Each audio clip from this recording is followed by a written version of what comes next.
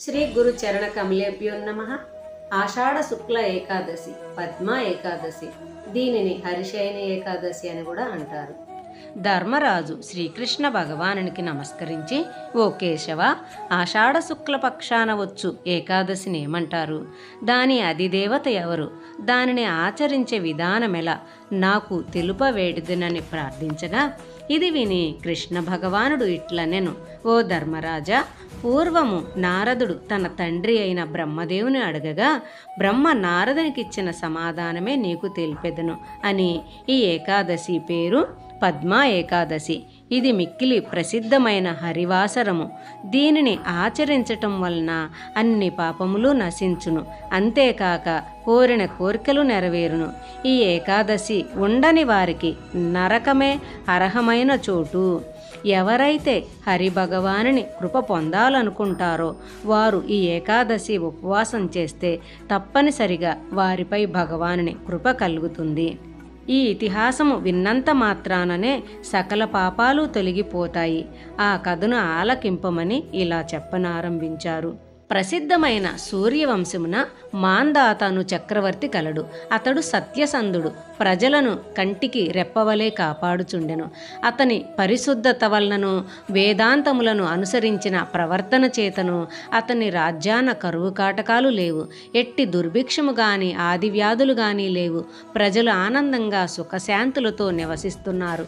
ఆ రాజు అన్యాయంగా ఎట్టి ధనమును తన ఖజానాలోకి జమ చేయుటలేదు. అనేక సంవత్సరములు ఇట్లు అతని పరిపాలన కొనసాగింది. కానీ ఎంత జాగ్రత్తగా ఉన్నా ఏదో ఒక మూల అంత గొప్ప రాజ్యాన పాపకార్యాలు జరగకుండునా, ఏ దోషము వలన అయితేనేమి అతని రాజ్యమున 3 సంవత్సరములు దుర్భిక్షం ఏర్పడినది. ప్రజలు కరువు బాధలతో కొట్టుమిట్టాడుచున్నారు. ధనధాన్యముల కొరత ఏర్పడుటచే వైదిక కర్మలు ఆగిపోయినవి. దేవతలకు పితృదేవతలకు ఎట్టి హోమములు జరుగుటలేదు.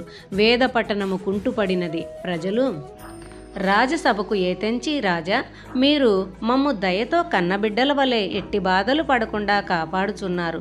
కానీ ఇప్పుడు ఎందుకో కరువు కాటకములు ఏర్పడి త్రాగుటకు నీరు కూడా దొరుకుటలేదు. జీవరాశులన్నీ అనగా చెట్లు, చేమలు, పశువులు, పక్షులు, జలచరములు మొదలుగునవన్నీ ప్రాణము లేని వాని వలె ఉన్నవి. జీవులకు ప్రాణాధారము నీరే కదా. శ్రీ మహావిష్ణువు కూడా నీటి ఎందే పవళించుటచే నారాయణుడని పిలుచుచున్నాము కదా. ఆ నీరు వలననే మానవులకు ప్రాణముండును. నీటి చేతనే పిండి అనేక ఆహార పదార్థాలుగా వండుచున్నది. భగవానుడు మేఘరూపమున ఆకాశము నుండి వర్షించి పంటలు పండుటకు, పశువులు పచ్చిక మేసి పాలు ఇచ్చుటకు కారణమగుచున్నాడు. ఇప్పుడు మాకు వర్షములు లేక పాడి పంటలు కొరవడి బ్రతుకుటయే కష్టమగుచున్నది. కొందరు జనులు మలమల మాడి తిండి నీరు లేక అల్లమటించి చనిపోవుచున్నారు. ఈ విపత్తు నుండి మమ్ము కాపాడు మార్గమును ఆలోచింపమని ప్రార్థించుచున్నామని మొరపెట్టుకున్నారు. ప్రజల దీనమైన మొరను ఆలకించి మాందాత చక్రవర్తి ఇట్లనెను, ప్రజలారా, నిజం చెప్పితిరి. పంటలు లేనిచో ప్రజలు జీవింపలేరు. ఇట్టి దుర్గతికి రాజు ఏదో ఒక పాపం చేసి ఉండవలెను. రాజు సన్మార్గుడైన ప్రజలకు బాధలుండవు. ఈ కరువును చూసిన పిమ్మట నేనెంతో ఆలోచించి తిని, కానీ ఎంతకు చేసిన పాపము అంతుబట్టుట లేదు. అయినను మీపై అభిమానముతో మీ మేలునకై కృషి చేయుట రాజునైన నా విధి కర్తవ్యము. కావున దీనికి నివారణోపాయమును ఆలోచించెదను. మీరు నిశ్చింతగా మీ ప్రాంతాలకు వెళ్ళుము అని చెప్పిరి. రాజు మాటలు విని ధైర్యం కలిగి ప్రజలు వెళ్ళిపోయిరి. రాజు తన సైన్యమును సిద్ధపరిచి శుభదినమున దేవుని అర్చించి దేశాటనకై బయలుదేరెను. తిరుగుచు ఒక అడవి చేరెను. అన్ని వైపులా తిరిగి తిరిగి ఋషి ఆశ్రమములు గల ప్రాంతమునకు చేరెను. అచ్చట ఋషులు సహాయమున దేశమునకు పట్టిన అరిష్టము పోగొట్టువచ్చునని ఆశతో ఉండి అదృష్టవశమున అంగీరాముని ఆశ్రమము చూసెను. అంగీరసుడు నిజంగా అంగీరసుడే. తన తేజస్సుతో చూచువారి కనులు మిరుమిట్లు గొలుపుచుండెను. జ్యోతి వలె వెలుగుచుండెను. ఆ ముని తన ఆశ్రమమున 2వ బ్రహ్మయ్య అన్నట్లు ఉండెను. చక్రవర్తి వెంటనే గుర్రము దిగి ముని పాదముల చెంత సాష్టాంగపడి చేతులు జోడించి ఆశీర్వాదమునకై నిలబడెను. మునియు రాజును వేదమంత్రములతో ఆశీర్వదించి పిమ్మట రాజును కూర్చుండజేసి రాజ్యము యొక్క ప్రజల మంత్రుల ఇతర రాజ్యాంగాల క్షేమము అడిగెను. రాజు తన కుశల వార్త చెప్పి మునిని వారి వారి ఆశ్రమ ప్రాంతములు ఎట్టి ఇబ్బందులు లేక ఉన్నవా అని అడిగెను.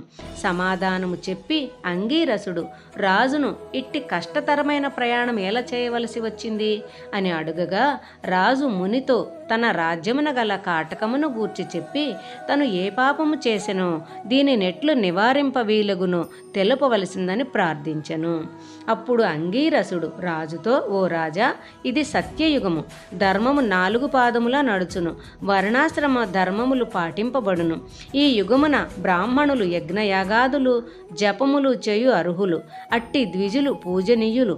కానీ నీ రాజ్యములో తపము చేయ అర్హత లేని శూద్రుడు తపమాచరించుచు వైదిక కర్మలు చేయుచున్నాడు. అందుచే ఈ కరువు ఏర్పడినది. నీవు అతనిని సంహరించినచో ఆ పాపము పోయి దేశము సుభిక్షమై ప్రజలు శాంతి సౌఖ్యములతో ఉందురు అని చెప్పగానే మాందాత మునీశ్వరుని చూచి, ఓ ఋషివర్య, పవిత్ర వేద కార్యములు చేయు నిర్దోషియగు వానిని ఎట్లు వధింతును?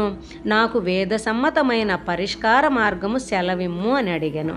అప్పుడు ఋషి రాజును చూచి, మాందాత చక్రవర్తి, దీనికి ఉపాయము చెప్పేదును వినుము.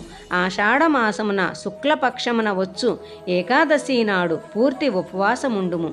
ఆ ఏకాదశిని పద్మా ఏకాదశి అందురు. ఆనాడు ఉపవాసముండి భగవత్ పూజ చేసినచో సర్వశుభములు సమకూరును. వర్షములు పడగలవు. ఎట్టి దుర్భిక్షమైనను నశింపగలదు. నీవు నీ చుట్టవ్రక్కములతో ప్రజలతో ఈ పద్మా ఏకాదశి ఉపవాస వ్రతము చేయుము. సర్వము చక్కబడి యథాస్థితికి రాగలదని చెప్పెను.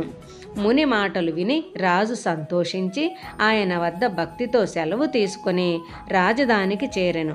పద్మా ఏకాదశి రాగానే 4 వర్ణముల వారిని గావించి ఉపవాసము చేయవలసినదిగా దాని విధి విధానమంతయు తెలిపెను. అందరూ ఆనాడు ఉపవాసముండి మరునాడు భుజించిరి. దాని ఫలితముగా వర్షములు కురిసినవి, పంటలు చక్కగా పండినవి.